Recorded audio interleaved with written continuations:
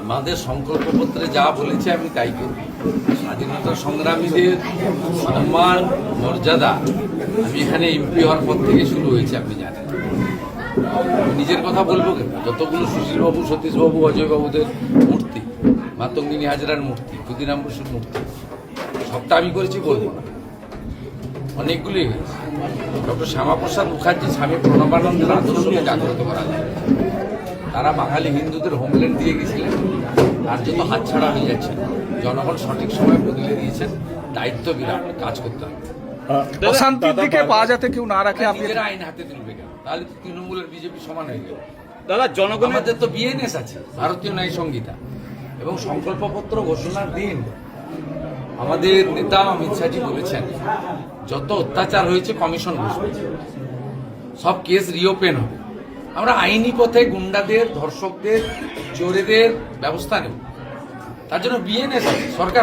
জনগণের রায়কে মেনে নিতে পারছেন না?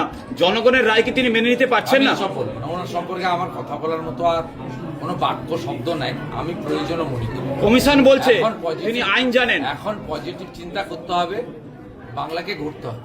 মোদিজি যেটা গ্যারেন্টি দিয়ে গেছেন সেটা আমাদেরকে ডেলিভারি করতে হবে, যারা আমরা এমএলএ। পূর্ব মেদিনীপুর স্বাধীনতা লড়াই মুখ্যমন্ত্রী হিসেবে আপনাকে চাই, নন্দীগ্রামবাসী পূর্ব মেদিনীপুর জেলা চাই। কোনো মন্তব্য করবো দাদা, কোনো মন্তব্য করবো না, দয়া করে এই ধরনের প্রশ্ন করবো। দাদা প্রচারের সময় বলেছিলেন এরা আপনার আত্মীয়, আজকে তো আত্মীয়দের মাঝখানে উদযাপন করলেন, কেমন লাগলো? না, এটা তো কর্তব্য আমার।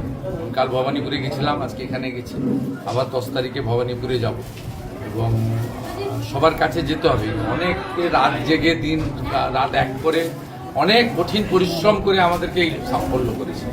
তাদের সঙ্গে গিয়ে হাত মিলিয়ে একটু নমস্কার, প্রতি নমস্কার, একটা লাড্ডু খেলাম, খাওয়ালাম, এটুকু না করলে তো মানে তৃণমূলের সঙ্গে বিজেপির কোনো তফাৎ থাকে। আর আমি বরাবর জনগণের সঙ্গে থাকি বলে জনগণ আমাকে যে কোনো পরিস্থিতিতে তারা টিকিয়ে রেখেছে। ফাইনালি তো জনগণ। অভিষেকের বাড়ি থেকে গার্ডরেল সরানো হলো। মেজার থানার আইসি, একজন কনস্টেবল, 2জন সিআরপিএফ এর জওয়ান, তারা গুলিবিদ্ধ হয়েছেন। সন্দেশখালীতে ফায়ারিং চলছে রাত্রিরে। আবার কি মানে এগুলো কেন? তৃণমূল কংগ্রেস কি এবার ভয় পেয়ে পালানোর আগে এটা করছে? না, আছে তো টুকটাক তো গুন্ডা, বদমাইশ, বেআইনি অস্ত্র আছে।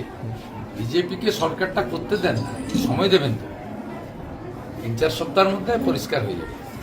অভিষেকের বাড়ি থেকে গার্ডরেল সরিয়ে আলো, উচ্চতর তদন্ত পেত। আমি মন্তব্য অনেকে ক্ষমতা অপব্যবহার করতেন। মন্তব্য করবো না ওদের নিয়ে।